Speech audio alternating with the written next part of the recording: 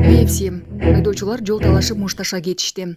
Бишкекте 2 айдоочу жол талашып урушуп кетишти. Окуя шаардын Борбордук көчөлөрүнүн биринде орун алып, айдоочулар башында кайым айтышып, андан соң мушташка өтүшкөн. Күбөлөрдүн айтымында уруш жол кыймыл эрежелерин бузуу жана башкаларга жол бербөөгө байланыштуу чыккан.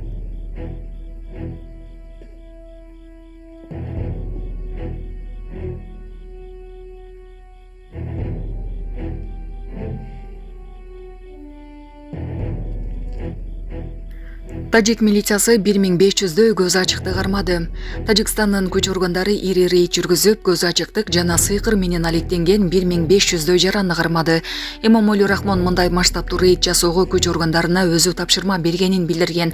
Ошондой эле тажик президенти күч органдары динге берилгендик беренеси боюнча 5000ден ашык чала молдону тизмеге алганын да кошумчалаган. Буга чейин Тажикстандын ички иштер министрлиги көз ачык бакчыларга кайрылган жарандарга карата да чаралар көрүлө турганын эскерткен. Айрыкчалардын кызматынан пайдалангандардын атайын базасы түзүлөрүн да айткан. Садыр Жапаров жаңыланган цирктин ачылышына катышты. Президент Садыр Жапаров 2 ноябрда Бишкектеги жаңыланган Абу Бакир Изибаев атындагы Кыргыз мамлекеттик циркинин салтанаттуу ачылышына катышты. Эскерте кетсек, аталган жайга мамлекет башчысынын пландан тышкары барып келгенден кийин анын тапшырмасы менен 2023 жылдын июль айында циркти капиталдык коңдоо иштери башталган. Газон, анан мындай вактарак эле болот да. А мындай чтобы заграждение, жабык нерселер болбойт. Заборлор болбойт, темир ограждениялар болбойт. Негизи ушундай шаардын баары ушинтип эле ачып атабыз да. Бурункуларын көрүп кеткенбиз.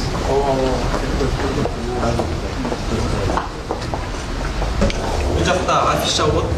Ошол күндө боло турган, андан кийинки боло турган представлениялар бар.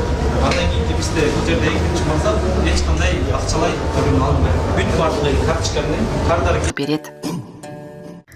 Соц тармактын колдонуучусу билдирүүсү үчүн кармалганы кабарланды. Социалдык тармактагы билдирүүсү үчүн Айтилек Орозбеков деген жаран кармалганын анын адвокаты Исмаил Каримжанов 2 ноябрда азаттыкка билдирди.